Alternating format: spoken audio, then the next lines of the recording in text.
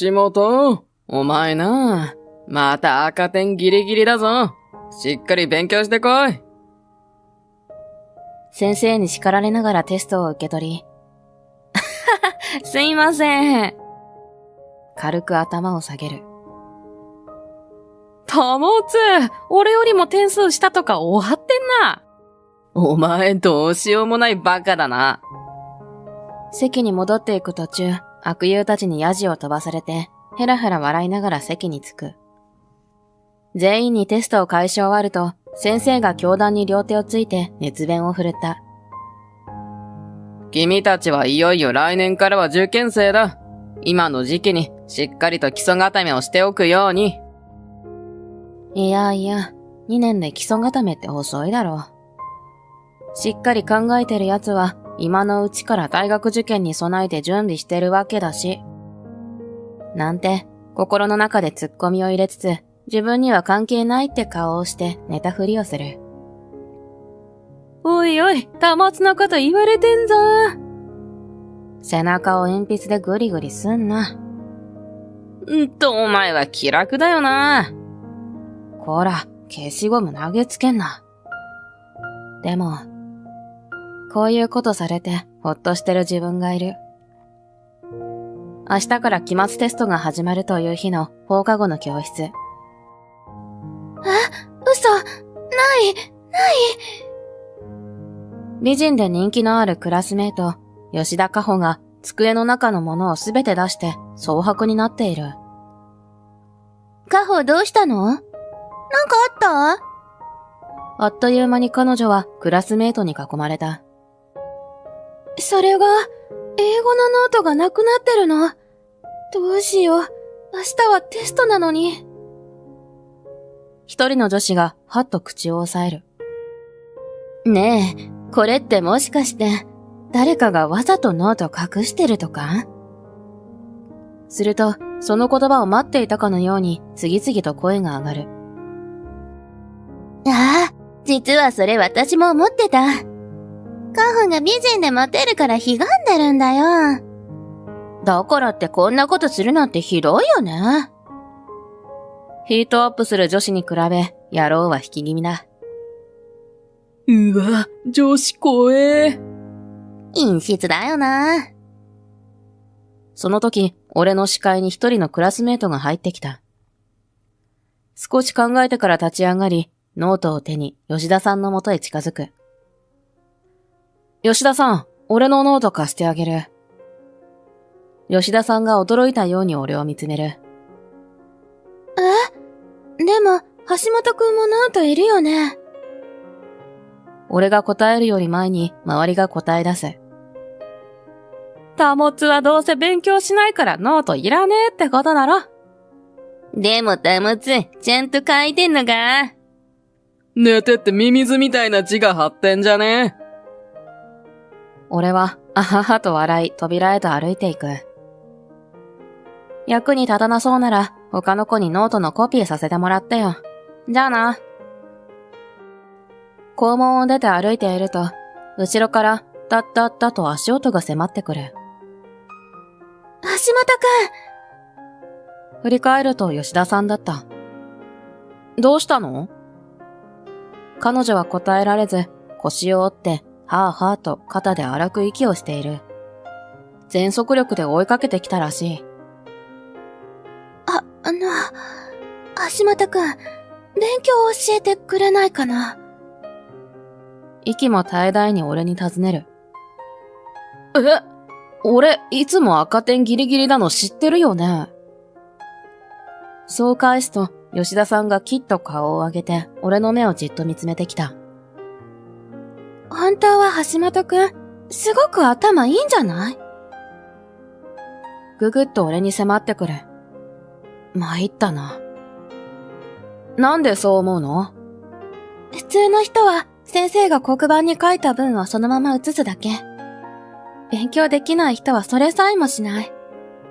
勉強がまあまあできる人は先生が黒板に書かなかった言葉を加えたり、念押しした部分にマーカーを引いたりする。そう言ってから吉田さんは俺のノートをガバッと広げた。橋本くんのノートは、全然違う。教科書の英文と自分の訳した文が見開きで対比されてて、間違いが赤で訂正されてて、その下に解説が書かれてて。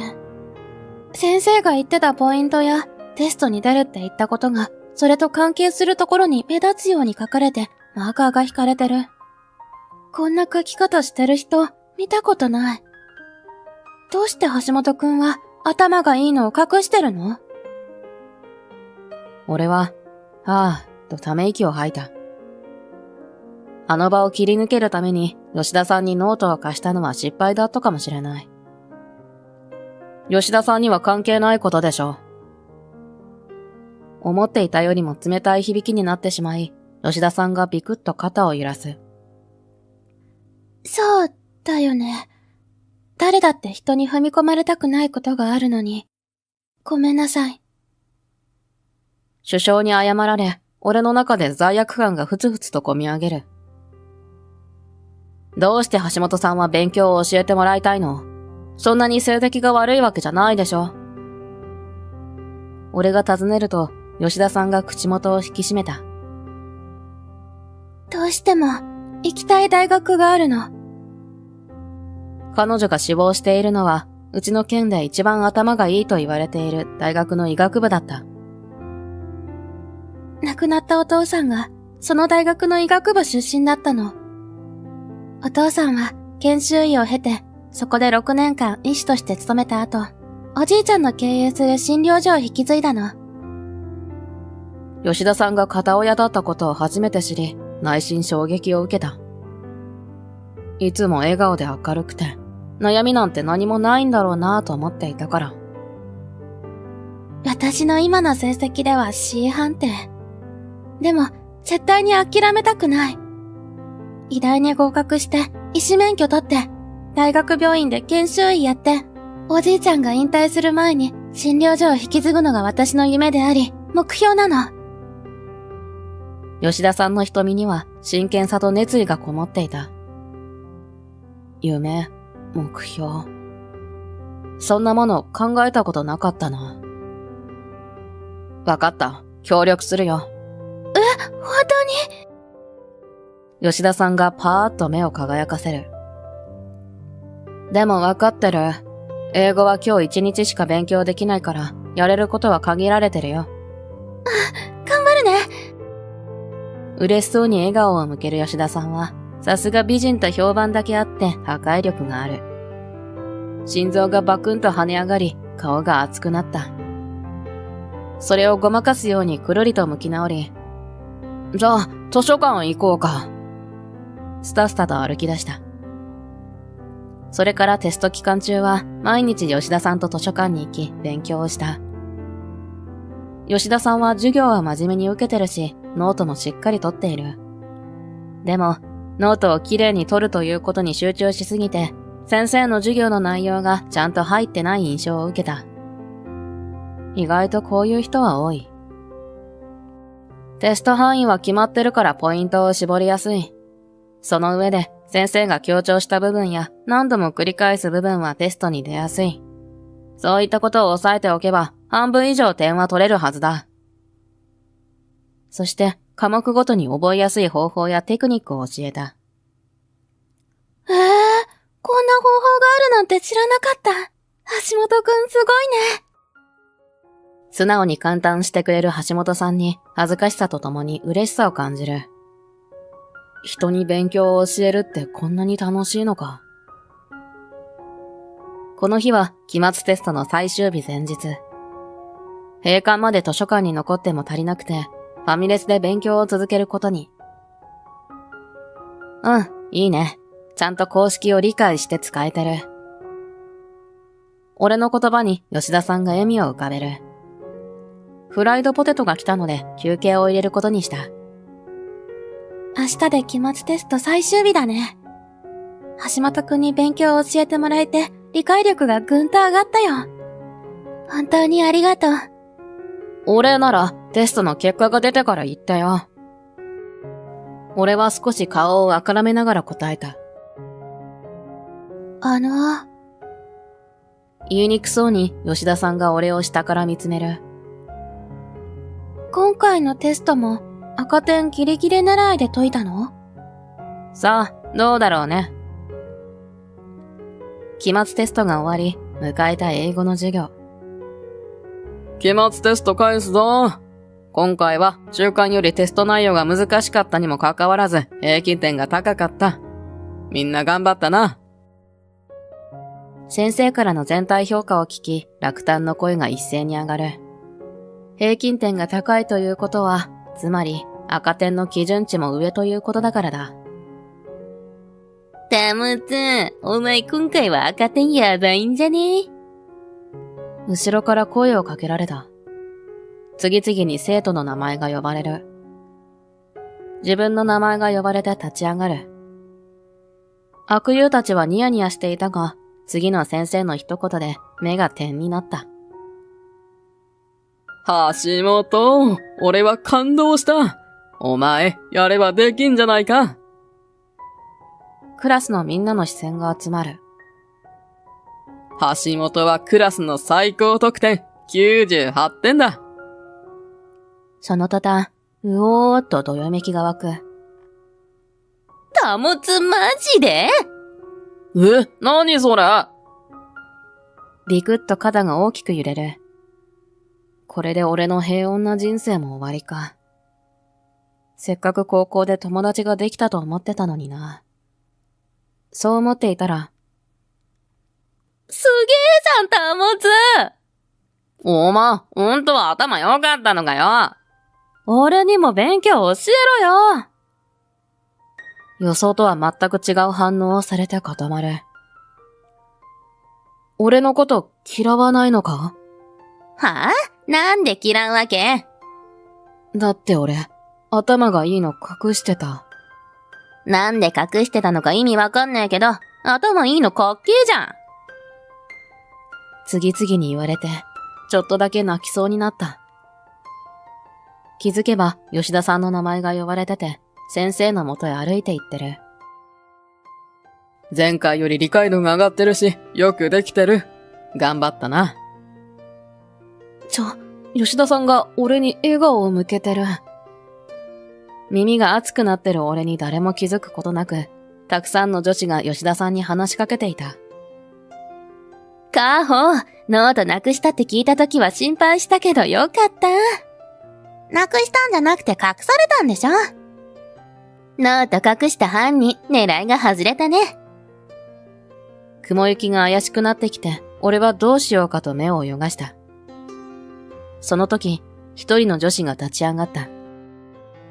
おとなしくて目立たない池本さんだ。ごめんなさい。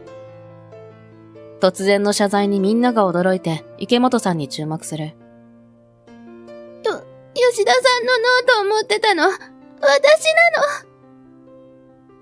の。吉田さんの大きな瞳がさらに大きく見開かれる。犯人がわかり、教室は蜂の巣をつついたような大騒ぎだ。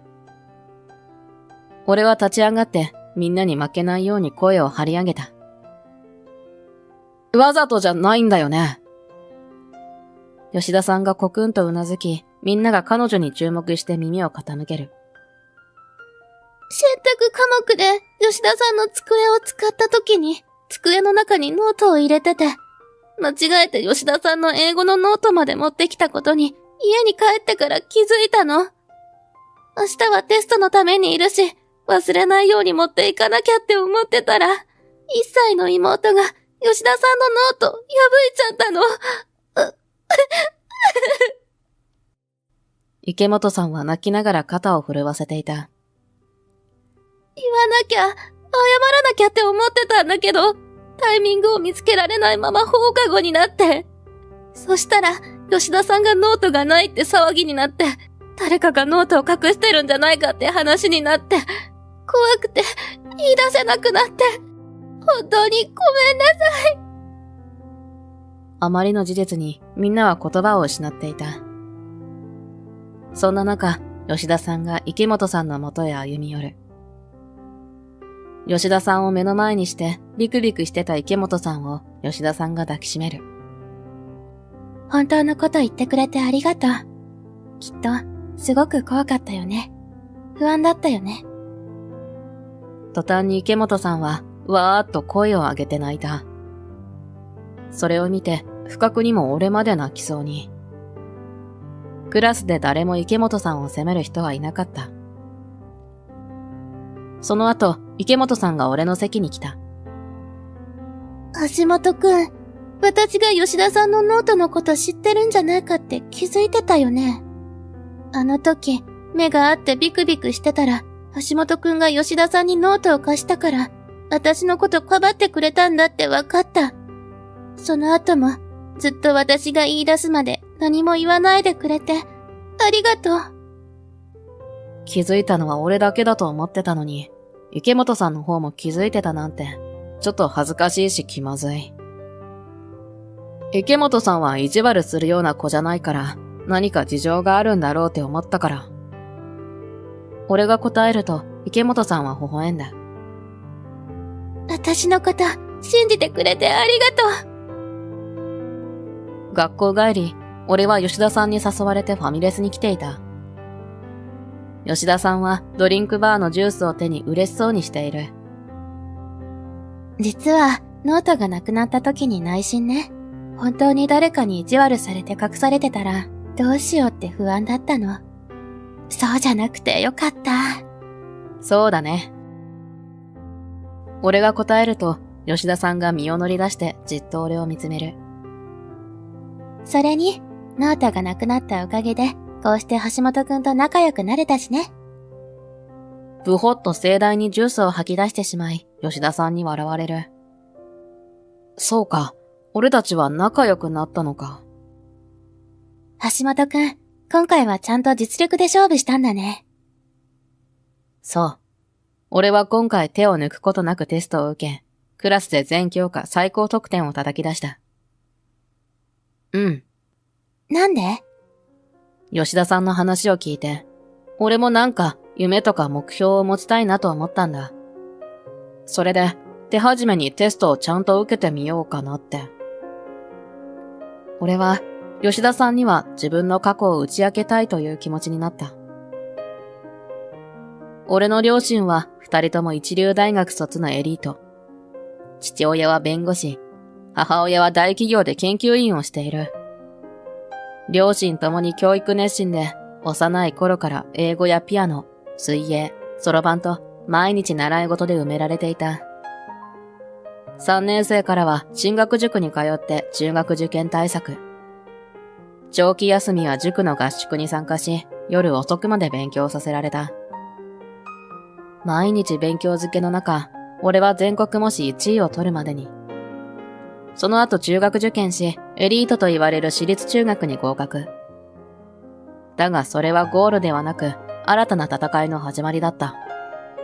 俺は成績が1位だったとのことで、入学式で新入生の代表挨拶をすることに。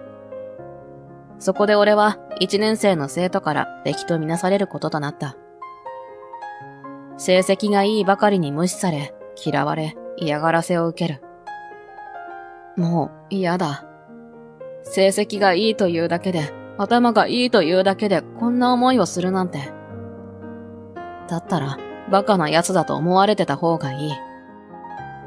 俺は登校拒否し、引きこもりに。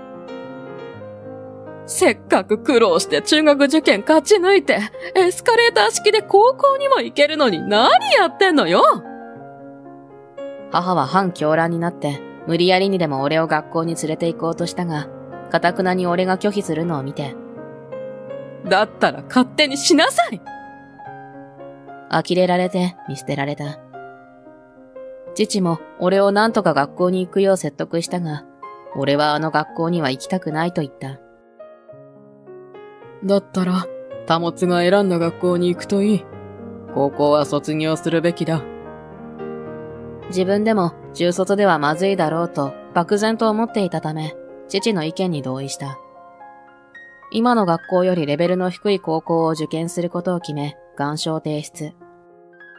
すると、願書を見て疑問に思ったのか、学校長からうちに連絡が来た。父は、俺が受験することになった経緯を説明し、他の先生方には内密にするようお願いしたというわけだ。橋本くんが頭いいからって嫌がらせするなんて最低だね。その人たち。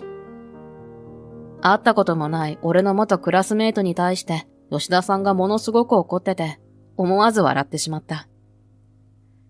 なんで笑うの？ここは怒るところでしょ？そうなんだけどさ。この感情は何だろう。俺のために吉田さんが怒ってくれたのがとても嬉しかったのだ。よし、決めた。吉田さんが大声を上げる。橋本くんは学校生活を最高なものにして、将来の目標を待ってそれを叶えるの。そしたら、あんなエリート校より、うちの学校に来てよかったって思えるでしょ？もうそれはすでに思ってるんだけどな。そんなことは口に出さず、そうだね、と微笑んだ。それで、私の目標も応援して、一緒に勉強頑張ろうね。なんて、ちゃっかりしてる。でもそんな吉田さんがすごく可愛く思えた。実はさ、ちょっと目標できたかも。俺がそう言うと、吉田さんが興奮して両手をバンと叩く。なに？吉田さんに勉強を教えてた時、楽しいなって思ったんだ。だから、教師か塾講師を目指してみようかなって。それいいと思う。だって、橋本くんの教え方って、先生よりもずっとわかりやすいし、実践的なんだもん。手放しで褒められるとめちゃくちゃ恥ずかしいからやめてほしい。早咲きの桜が舞う中、校門をくぐる。今日でもうこの学校に来ることはないのだと、クラスメートと同じ時間を過ごすことはないのだと思うと、胸に熱いものがこみ上げてくる。橋本くん、卒業おめでとう。振り返ると、笑顔の吉田さんが立っていた。吉田さんも、4月から俺たちは同じ大学に通う予定だ。ただし、吉田さんは医学部、俺は教育学部。夢への第一歩を踏み出すことになる。橋本くんがいなかったら私、志望大学に合格できてなかった。本当にありがとう。俺も、吉田さんに出会わなかったら、何の目標も目的もないまま過ごしてたと思う。